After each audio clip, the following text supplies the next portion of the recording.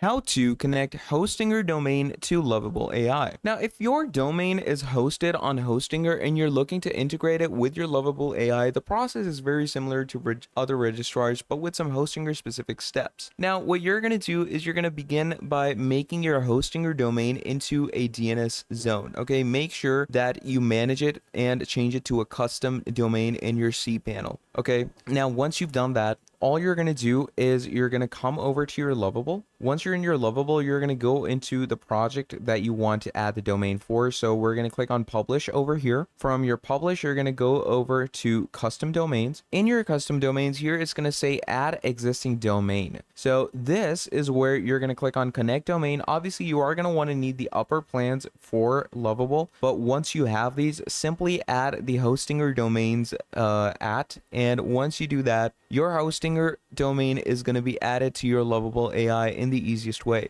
So thank you for watching this video till the end, and I'll be seeing all of you in the next video. Have a great day. Goodbye.